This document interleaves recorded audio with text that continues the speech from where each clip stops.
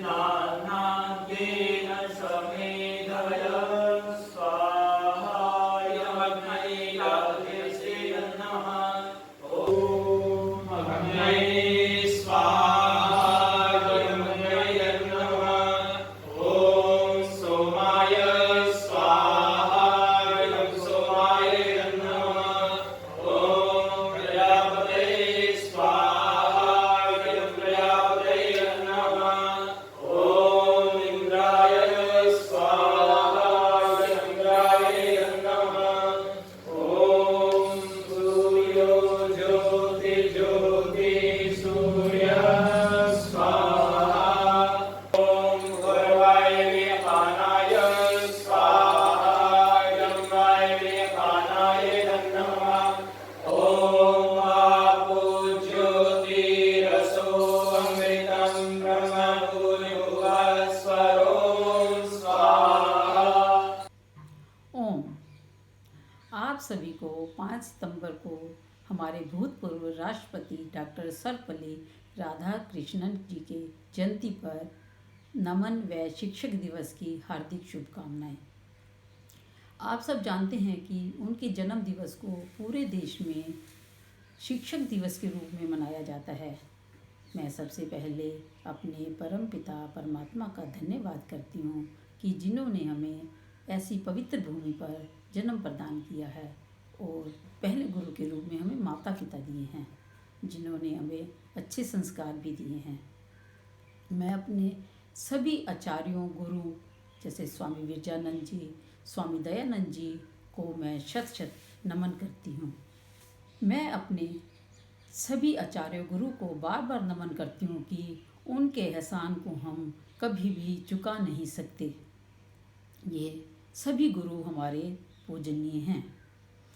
हिंदू समाज में श्राद्ध बहुत महत्वपूर्ण है, मगर आर्य समाज ये कहता है कि श्राद्ध करना सिर्फ हिंदुओं के लिए नहीं, सभी के लिए ही महत्वपूर्ण है।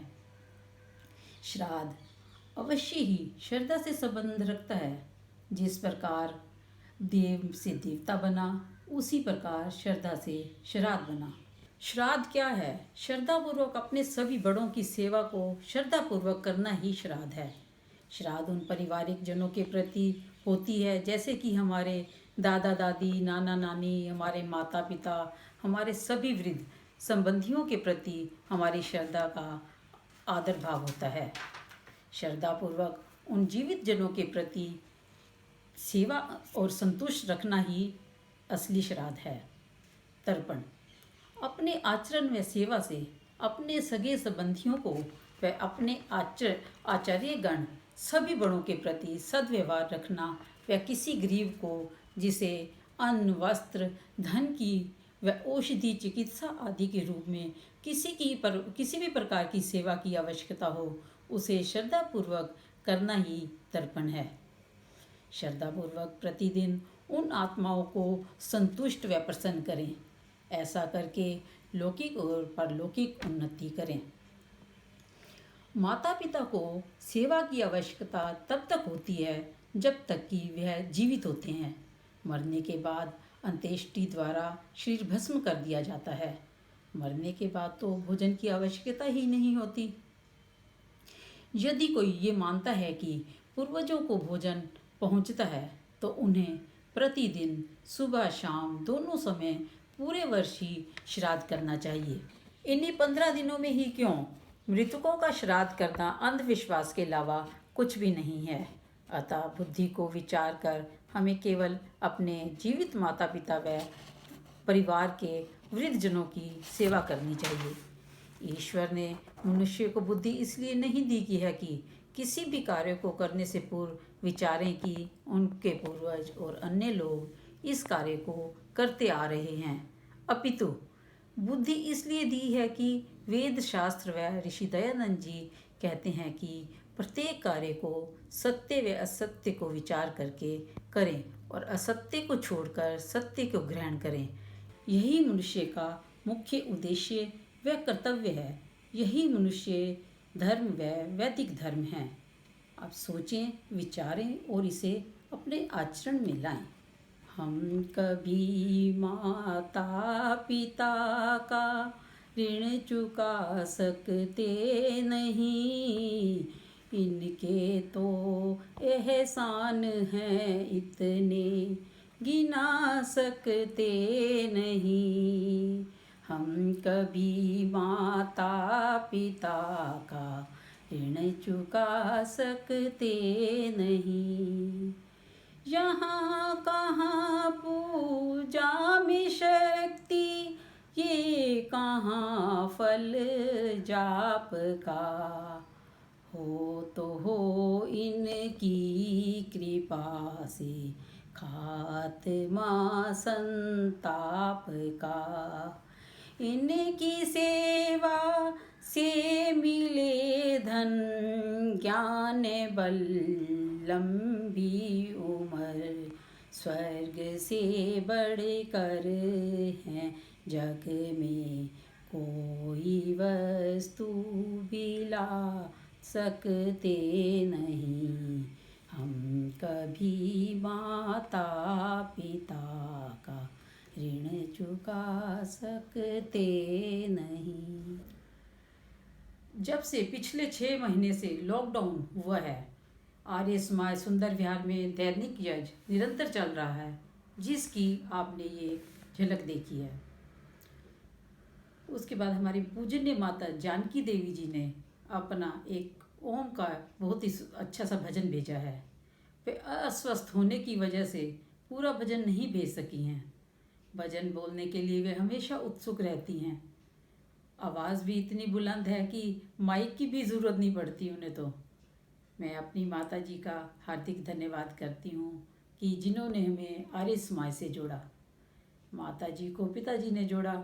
हमारे पिताजी स्वर्गीय नंदलाल जी आहूजा जी, जो कि आज से 50-60 वर्ष पहले पंजाब के एक छोटे से शहर मालेरकोटला में, जहाँ की 60% मुस्लिमों की संख्या है, वहाँ पर एक आर्य समाज बना और पिताजी ने उसे आगे चलाया।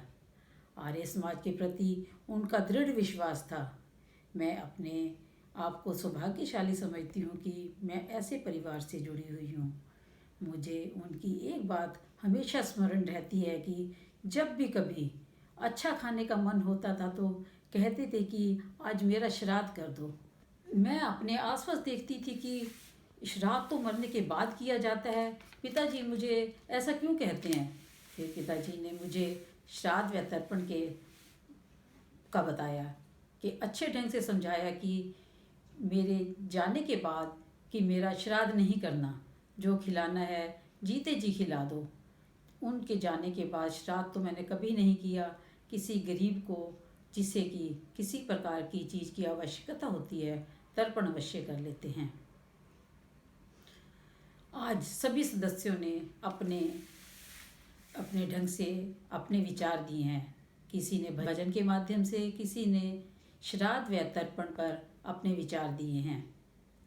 सबसे पहले डॉक्टर रहेजा जी ने के द्वारा एक सुंदर सा भजन के माध्यम से उन्होंने बताया है कि बड़ों का और छोटों का श्रद्धापूर्वक आपस में सामंजस्य बनाकर एक दूसरे का मान सम्मान करना चाहिए। डॉक्टर साहब, आपका बहुत बहुत धन्यवाद। उसके बाद विनीता ग्रोवर जी द्वारा एक प्रभु भक्ति का बहुत ही प्यारा सा भजन। विनीता जी, आपका बहुत बहुत धन्यवाद। उसके बाद हमारे विद्वान प्रधान क्षेत्रपाल जी अंकल जी द्वारा एक श्राद्ध व तर्पण पर बहुत ही सरल ढंग से समझाया है कि हमारा वैदिक धर्म क्या कहता है कि श्राद्ध कैसे मनाना चाहिए। अंकल जी, आपका बहुत बहुत धन्यवाद। उसके बाद दीप्ति गर्ग जी ने अपने भजन के द्वारा ये बताया है कि हमें अपने माता पिता का आदर सम्मान कैसे करना चाहिए। दीप्ति जी, आपका भी बहुत बहुत धन्यवाद। उसके बाद हमारी कवित्री बहन उमा वर्मा जी द्वारा बहुत ही एक प्यारा सा भजन है। उनके भजनों का आनंद लेने के लिए तो हम हमेशा उत्सुक रहते हैं। उनके भजनों का आनंद लेने के लिए हमें हमेशा ही इंतज़ार रहता है। उमा जी, आपका बहुत बहुत धन्यवाद। उसके बाद हमारी आंटी तृप्ता महाजन जी द्वारा एक प्रभु भक्ति का भजन है, जो कि हमेशा आर्य समाज में सबसे पहले भजन बोलने के लिए तैयार रहती हैं। आज उन्होंने बहुत ही दिल से अपना एक भजन भेजा है। आंटी जी, आपका बहुत बहुत धन्यवाद। बहन मधु खेड़ा जी, जो कि अपने सुंदर भजनों द्वारा हमारा मार्गदर्शन करती रहती हैं, आज उन्होंने बहुत ही सुंदर भजन एक भेजा है। मधु खेड़ा जी, आपका बहुत बहुत धन्यवाद। उसके बाद आचार्य दीनबंधु जी समय समय पर प्रवचनों द्वारा हमारा मार्गदर्शन करते रहते हैं। उनके प्रवचन इतने सराहनीय व आनंद वाले होते हैं कि वो हमें लगता है कि वो बोलते रहें और हम सुनते रहें। शास्त्री जी, आपका बहुत बहुत धन्यवाद। अंत में हमारी बहन सुनीता टंडन जी द्वारा बहुत ही श्रद्धापूर्वक प्रार्थना व शांति पाठ होगा। आप सभी सदस्यों को हार्दिक धन्यवाद करती हूँ। ओम। जीवन की घड़ियाँ व्यर्था ना खो, ओम जपो, ओम जपो। जीवन की घड़ियाँ व्यर्था ना खो, ओम जपो, ओम जपो। चादर लंबी तान ना सो, ओम जपो, ओम जपो। चादर न लंबी तान के सो, ओम जपो, ओम जपो। जिस घर में एक दूजे की बात जाए मानी, उस घर कभी ना आए कोई भी परेशानी। जिस घर में एक दूजे, आकाश में नहीं है स्वर्गों की कोई दुनिया, बेकार के भरम में भटकी हुई है दुनिया। आकाश में नहीं है स्वर्गों की कोई दुनिया, बेकार के भरम में भटकी हुई है दुनिया। वही घर है स्वर्ग जिसमें होती है मधुर वाणी, उस घर कभी न आए कोई भी परेशानी। जिस घर में एक दूजे, माता पिता की सेवा ये फर्ज है हमारा। माँ बाप से ही जग में नामो निशान हमारा। माता पिता की सेवा ये फर्ज है हमारा। माँ बाप से ही जग में नामो निशान हमारा। माता पिता की आज्ञा जाती जहाँ पे मानी, उस घर कभी ना आए कोई भी परेशानी। जिस घर में एक दूजे, संतान पैदा करके जो आजाद छोड़ देते, माँ बाप ऐसे जग में सर को पकड़ के रोते। बच्चों पे शुरू से ही रखते जो निगहबानी, उस घर कभी न आए कोई भी परेशानी। जिस घर में एक दूजे, संतान जब बड़ी हो तो डंडों से ना मनाओ, गर्मी को छोड़ करके फिर प्यार को अपनाओ। संतान जब बड़ी हो तो डंडों से ना मनाओ, गर्मी को छोड़ करके फिर प्यार को अपनाओ।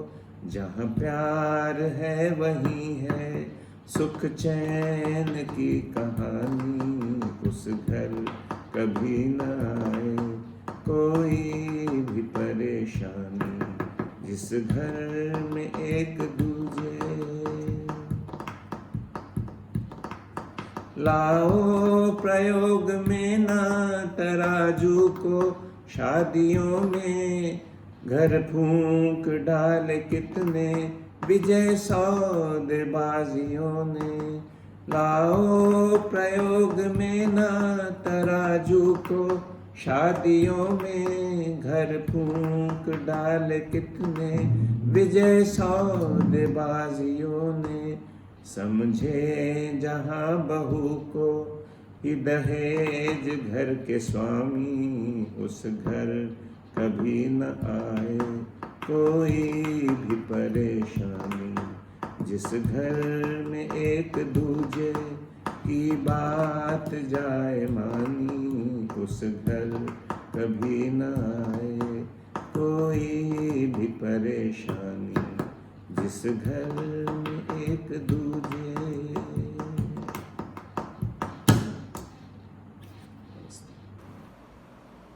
ऐसी कृपा करो भगवान मेरा मन डोले ना। ऐसी कृपा करो भगवान मेरा मन डोले ना। रहे हर पल तुम्हारा ही ध्यान मेरा मन डोले ना। रहे हर पल तुम्हारा ही ध्यान मेरा मन डोले ना। ऐसा रस रसना में भर दो, ऐसा रस रसना में भर दो। मन के बिगड़े भाव संवर दो, मन के बिगड़े भाव संवर दो। दे दो अमृत में वेदों का ज्ञान मेरा मन डोले ना। दे दो अमृत में वेदों का ज्ञान मेरा मन डोले ना। ऐसी कृपा करो भगवान मेरा मन डोले ना। रहे हर पल तुम्हारा ही ध्यान मेरा मन डोले ना। जगत पिता जगदीश्वर मेरे, जगत पिता जगदीश्वर मेरे। उज्जवल मन करो दूर अंधेरे, उज्जवल मन करो दूर अंधेरे। तेरी कृपा बड़ी है महान मेरा मन डोले ना। तेरी कृपा बड़ी है महान मेरा मन डोले ना। ऐसी कृपा करो भगवान मेरा मन डोले ना। रहे हर पल तुम्हारा ही ध्यान मेरा मन डोले ना। तेरी रचना तेरी माया, तेरी रचना तेरी माया। हर प्राणी क्यों मन उलझाया, हर प्राणी क्यों मन उलझाया। तेरी रहमत से सारा जहां मेरा मन डोले ना। तेरी रहमत से सारा जहां मेरा मन डोले ना। ऐसी कृपा करो भगवान मेरा मन डोले ना। ऐसी कृपा करो भगवान मेरा मन डोले ना। रहे हर पल तुम्हारा ही ध्यान मेरा मन डोले ना। रहे हर पल तुम्हारा ही ध्यान मेरा मन डोले ना। ओम। ऑनलाइन सत्संग कार्यक्रम में आप सबका स्वागत है।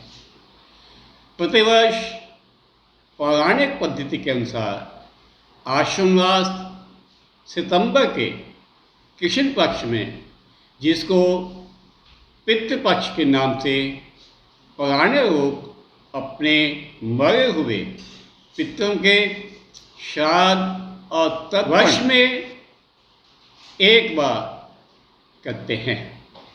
उनकी मान्यता के अनुसार इस पितृपक्ष में ब्राह्मणों को खिलाया गया भोजन उनके मृतक पितरों के पास पहुंचकर उनकी क्षुधा निवृत्ति व तृप्ति होती है। विचार करें, पितृपक्ष तो केवल 14-15 दिन का ही होता है। बाकी के 11.5 महीने वो पितृ भूखे प्यासे ही रहते होंगे। पितृपक्ष की मान्यता अवैधिक है। हम सभी योगी राज श्री कृष्ण जी को अपना आदर्श मानते हैं।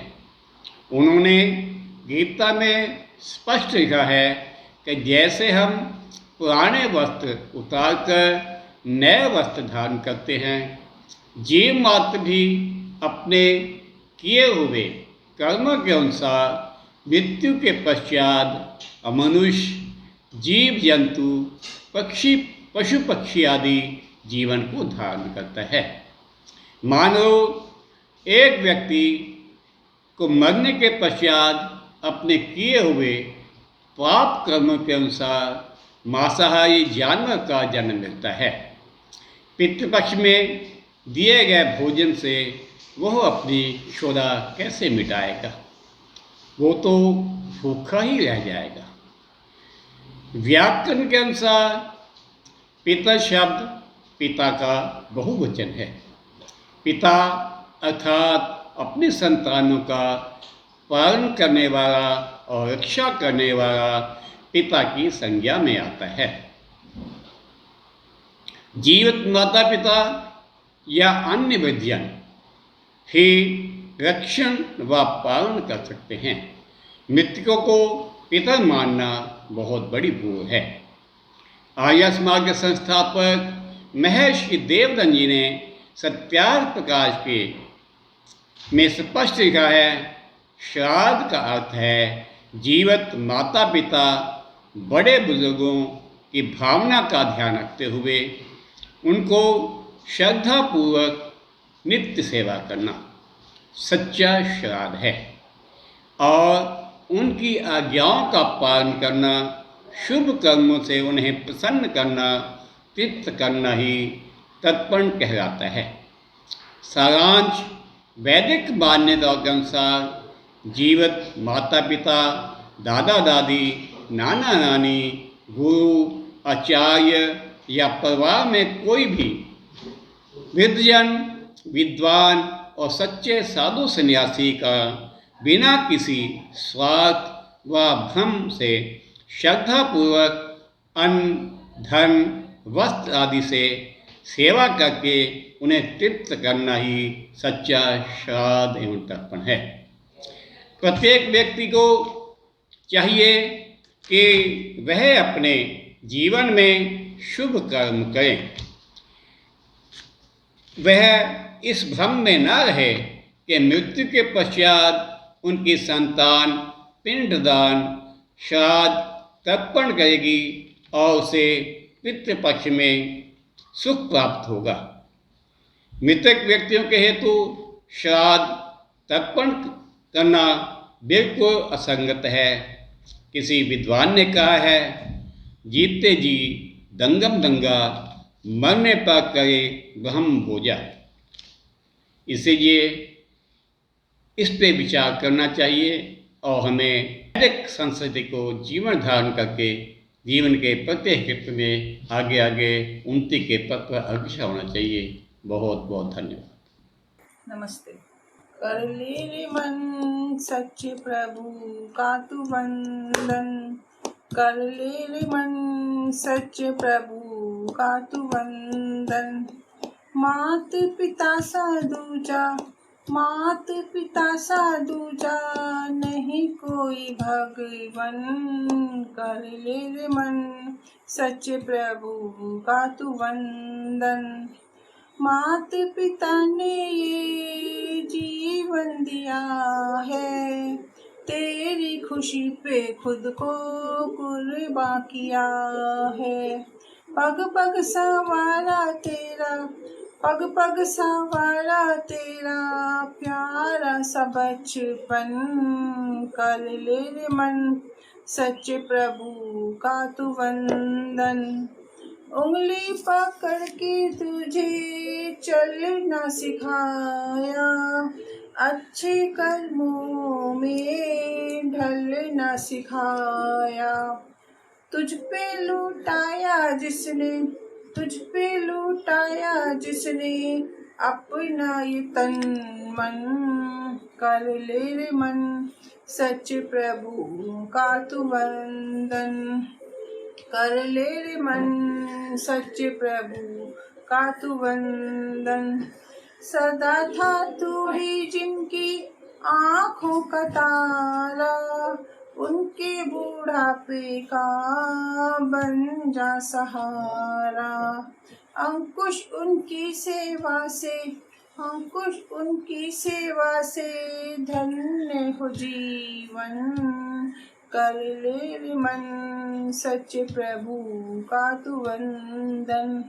कर ले रे मन सच्चे प्रभु का तू वंदन।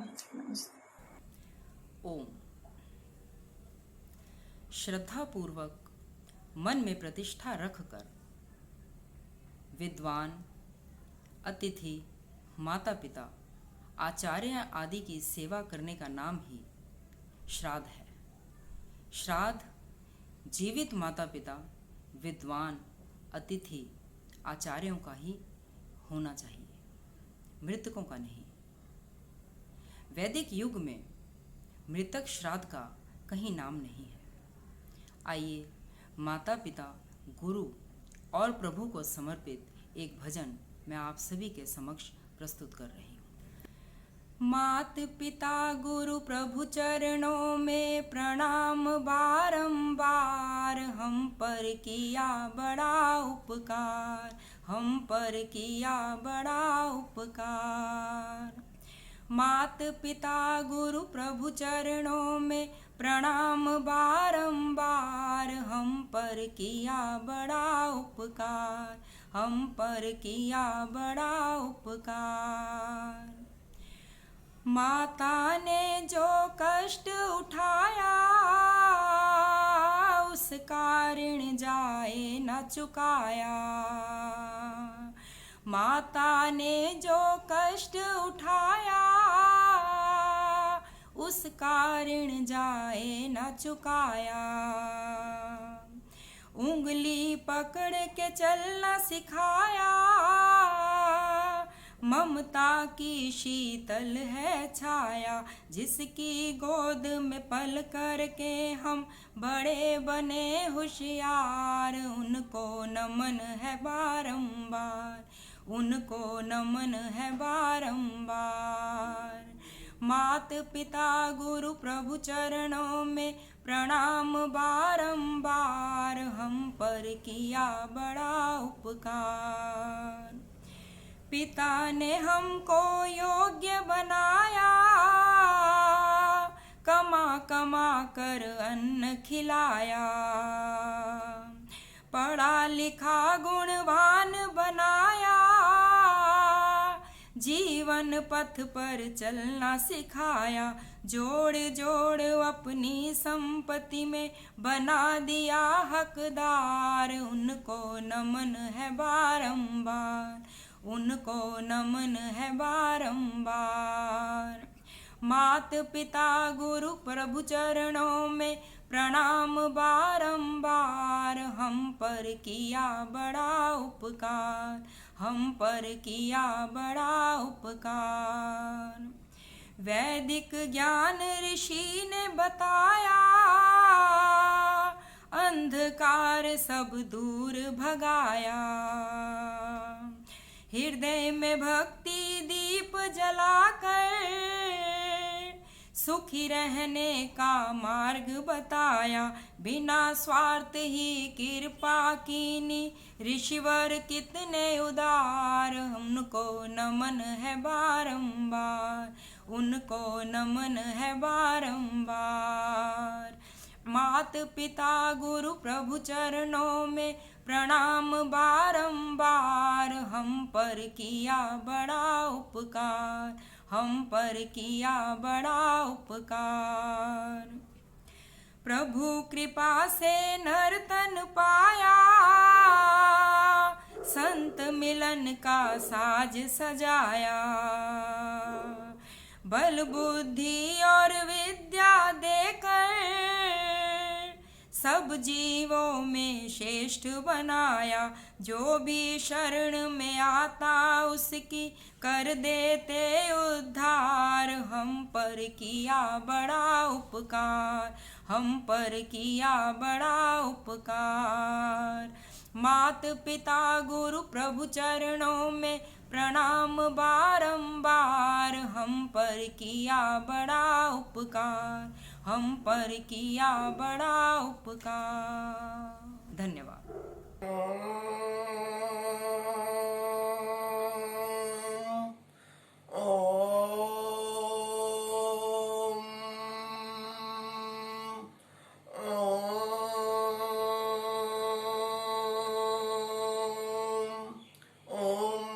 भजन में तू जा रे दीवाना, सपनों की दुनिया का क्या है ठिकाना। झूठी है दुनिया, झूठे सारे मीत है, झूठी है प्रीत या झूठी है रीत है।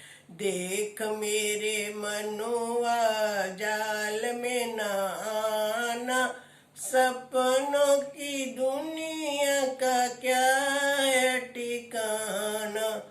ओम के भजन में तू जा रे दीवाना, सपनों की दुनिया का क्या है ठिकाना। मतलब की दुनिया तुझे अपनाएगी, अंत समय तेरे काम न आएगी। कौन है अपना कौन बेगाना, सपनों की दुनिया का क्या है ठिकाना। संग न जाए तेरे कोटि के ये दाम रे, चिंता में खोया तूने जीवन तमाम रे।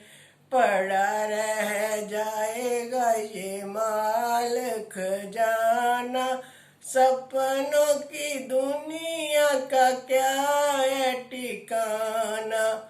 ओम के भजन में तू जा रे दीवाना, सपनों की दुनिया में क्या है ठिकाना। सबको सादर नमस्ते जी। आज के सत्संग का मुख्य विषय है श्राद्ध तर्पण पितृयज्ञ। श्रद्धा से जो सेवा की जाए वह श्राद्ध है और तृप्ति करने का नाम है तर्पण। पितृ का अर्थ है पाता, पालयिता व जनयिता, अर्थात पिता रक्षा करता है, पालन करता है व उत्पन्न करता है। पितृ शब्द संस्कृत के पितृ शब्द का बहुवचनांत रूप है। एक वचन में पिता, द्विवचन में पितरौ तथा बहुवचन में पितरः। जीवित माता पिता, दादा दादी, नाना नानी, गुरु, आचार्य, परिवार के अन्य वृद्धजन, कोई भी विद्वान, परोपकारी मनुष्य पितृ कहलाते हैं।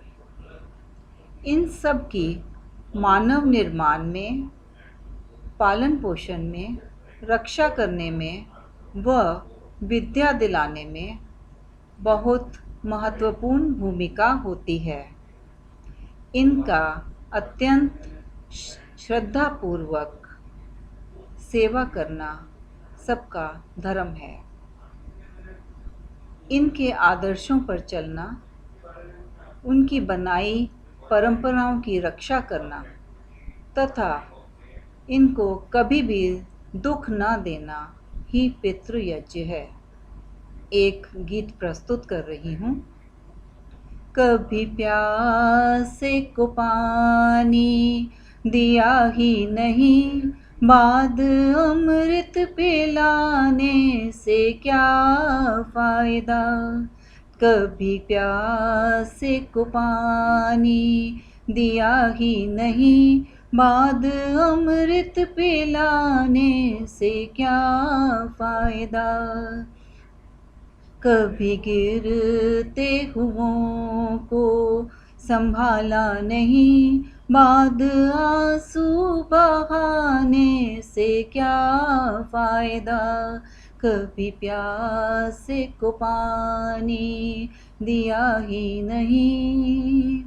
मैं तो गंगा नहाने हरिद्वार गई, गंगा नहाते ही मन में ख्याल आ गया।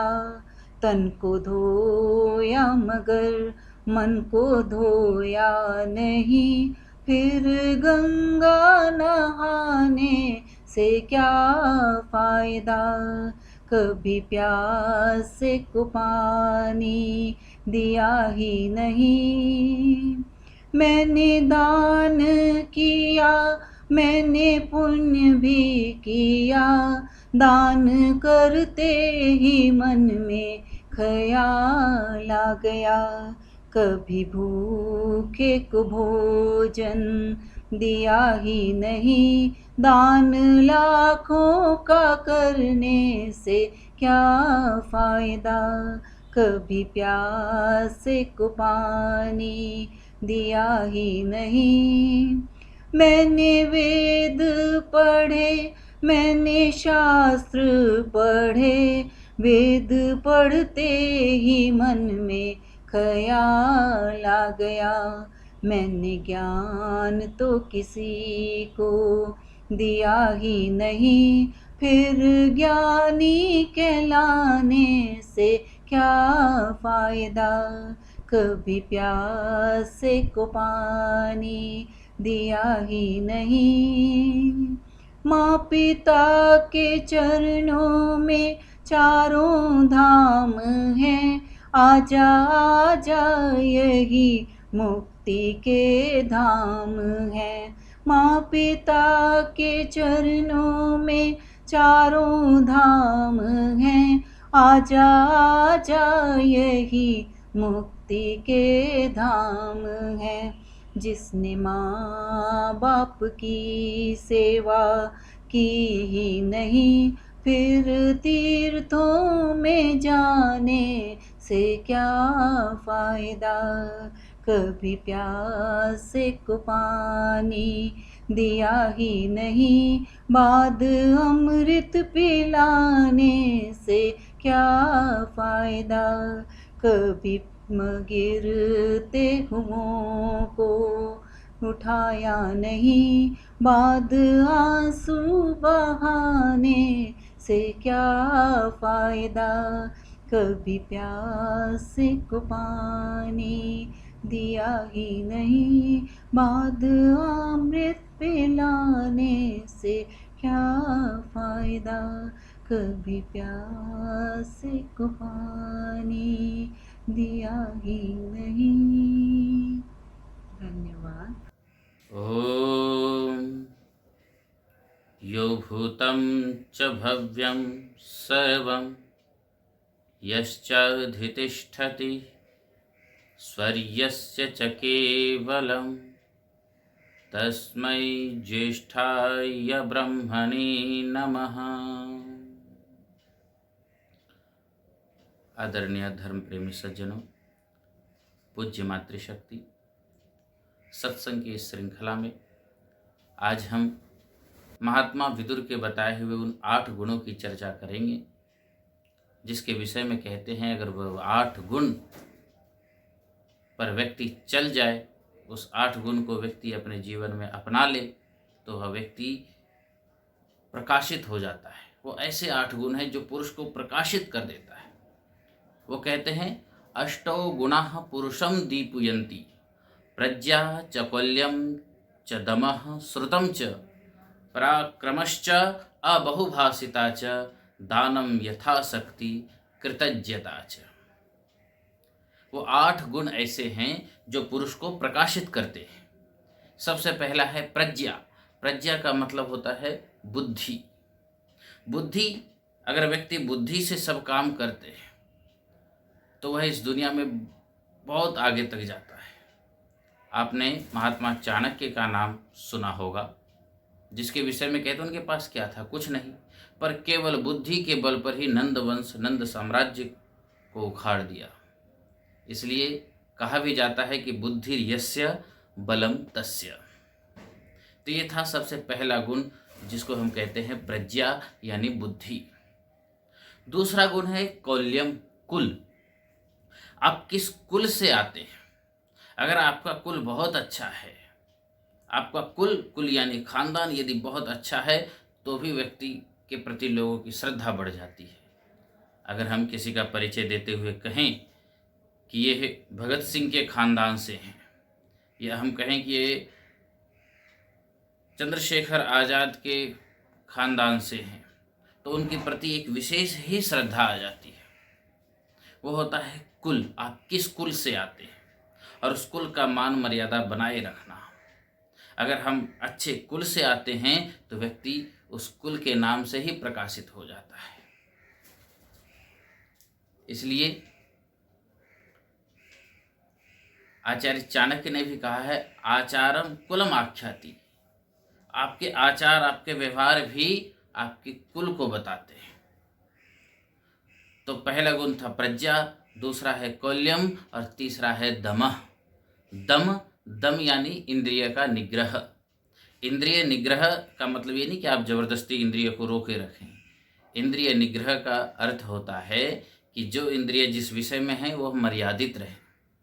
अगर वह मर्यादित नहीं होता है तो आप देखें कि बड़े से बड़े, बहुत बड़े महात्मा जो अपने आप को कहते थे और वह इंद्रिय निग्रह के कारण ही, वह इंद्रिय पर निग्रह नहीं कर पाए, इस कारण वह आज जेल में है। इसलिए तीसरा गुण है इंद्रिय निग्रह यानी दमः।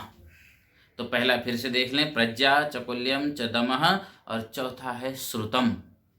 श्रुतम का मतलब होता है कि वेद आदि शास्त्रों को सुनना, प्रवचन को सुनना, अपने प्रोफेसर्स, अपने टीचर्स की बातों को सुनना।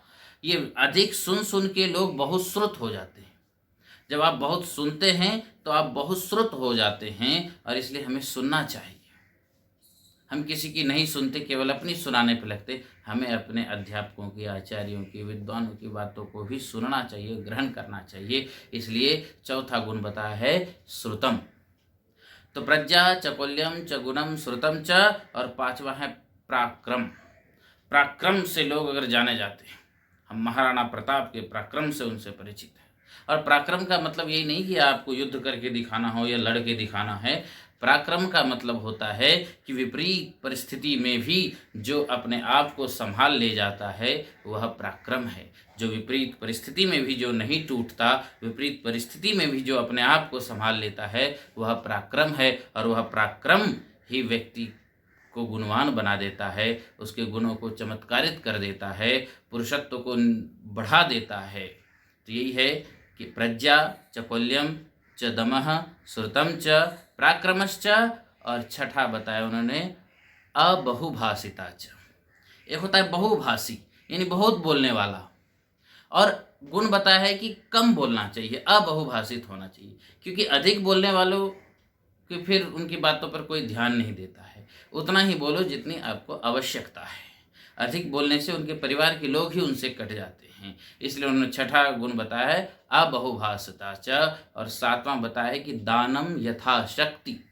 यथाशक्ति दानम, जितना भी है, जितना सामर्थ्य है उस हिसाब से अगर हम दान भी करते रहते हैं तो भी वह गुण हमें समाज में प्रतिष्ठित बनाता है। अगर हमें किसी का परिचय देते हुए कहें कि इनके दादाजी ने गांव के इस मंदिर को बनवाया था, इस समाज को बनवाया था, इस समाज में इन्होंने इतना योगदान दिया, तो उनके प्रति भी लोगों की श्रद्धा स्वतः बन जाती है। तो दान और अंतिम और 8वां बताया है कृतज्ञता। कृतज्ञता क्या होता है? एक तो होता है कृतघ्नता, एक होता है कृतज्ञता। कृतघ्न वो होता है जो किए हुए को नहीं मानता, जो किसी के उपकार को नहीं मानता, वो है कृतघ्न। और किसी के उपकार को जो मानता है वह कृतज्ञ। तो 8वां गुण बताया है कि कृतज्ञ होना चाहिए व्यक्ति को। अगर व्यक्ति का किसी ने थोड़ा सा भी उसके जीवन में कोई उत्थान किया है, थोड़ा सा भी उसके लिए कुछ किया है, तो व्यक्ति को चाहिए कि उसके इन बातों को माने, कृतज्ञता को माने, कृतज्ञता ज्ञापित करें। ये जो उनका गुण है, अगर हम कृतज्ञ होते हैं उसके प्रति, तो ये जो उनका गुण है वह व्यक्ति को प्रकाशित कर देता है। इसलिए इस श्लोक को मैं एक बार और पढ़ देता हूँ कि इन 8 गुणों को अगर आप अपने जीवन में धारण करते हैं, 8 में से किसी एक गुणों को भी आप धारण करते हैं, तो भी आप प्रकाशित हो जाएंगे, इस संसार में पूजनीय हो जाएंगे, लोग आपको श्रद्धा से देखने लग जाएंगे। तो वही है अष्टौ गुणाः पुरुषं दीपयन्ति, प्रज्ञा च कौल्यं च गुणं श्रुतं च पराक्रमश्च अबहुभाषिता च दानं यथाशक्ति कृतज्ञता च। इति ओम। ओम। अब हम परम पिता परमात्मा से प्रार्थना करते हैं, हे सर्वाधार सर्वंतर्यामी परमेश्वर, आप अनंत काल से अपने उपकारों की वर्षा किए जाते हो। प्राणी मात्र की संपूर्ण कामनाओं को आप ही प्रतिक्षण पूर्ण करते हो। हमारे लिए जो कुछ शुभ तथा हितकर है उसे आप बिना मांगे स्वयं हमारी झोली में डालते जाते हो। आपके आंचल में अविचल शांति और आनंद का वास है।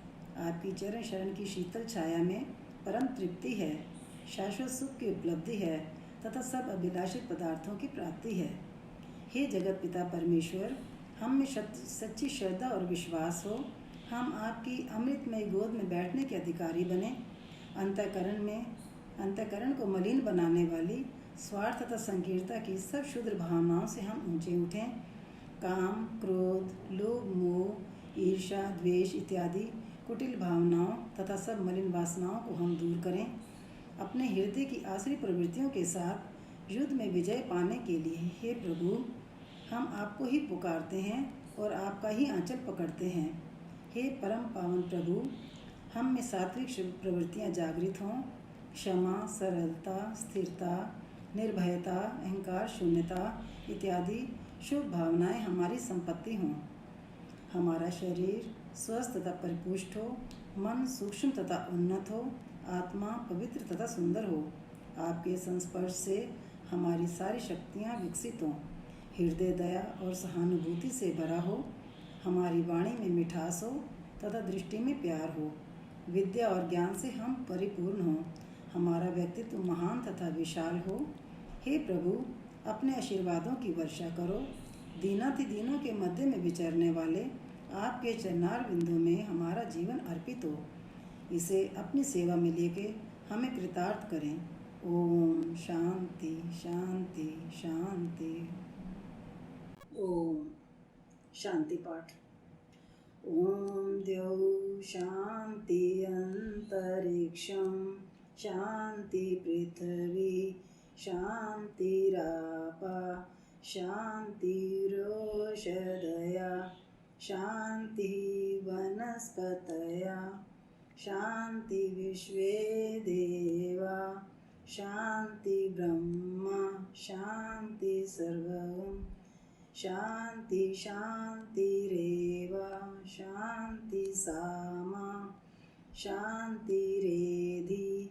ओम शांति शांति शांति। ओम। जो बोले सो अभय, सत्य सनातन वैदिक धर्म की जय। बोल महर्षि दयानंद की जय। मर्यादा पुरुषोत्तम श्री रामचंद्र की जय। योगी राज श्री कृष्ण चंद्र की जय। भारत माता की जय। गौ माता का पालन हो। गुरु हरिर्जानंद महाराज की जय।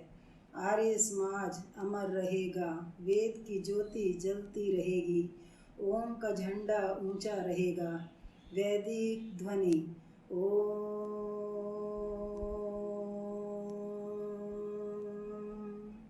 वैदिक अभिवादन, सबको नमस्ते।